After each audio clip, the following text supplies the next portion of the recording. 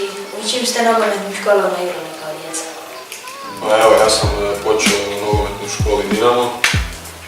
Kasnije sam išao u Lokomotivu, pa Slaven Belupo, pa u Sloveniji jednu sezonu u prvoj ligi.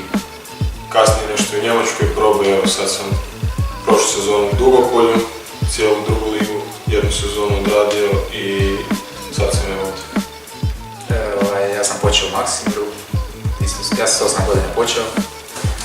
Nakon Maksimira u Hašku, Dragovoljac, Trnje i Grudeć, nije baš u pici, ali...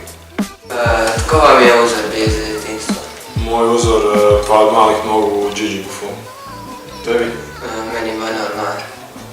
Jedan i drugi su to govorili.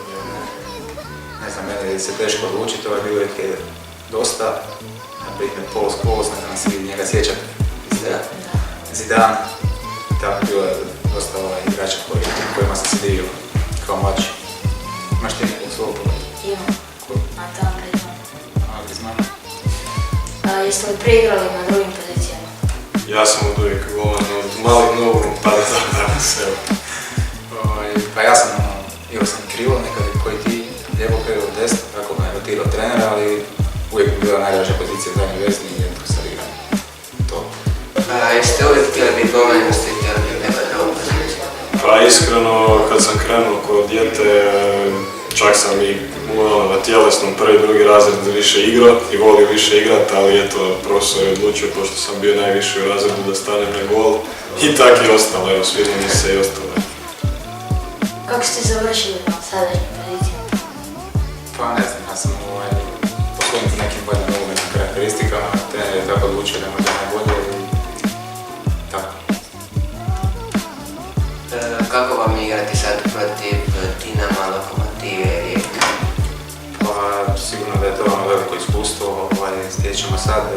Prvi put da sam se ja osobno našao s takvim igračima i sigurno da mogu puno naučiti i vidjeti. Mislim da se snalazimo, može i bolje normalno, ali za prvu sezonu čisto ok.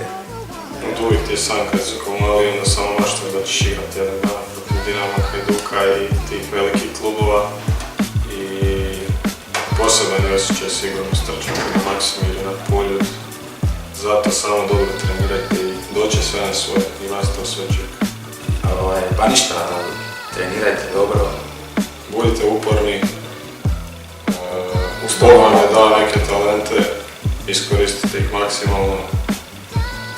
Nemojte zapostaviti školu baš, To je isto. da imate i drugih opcija.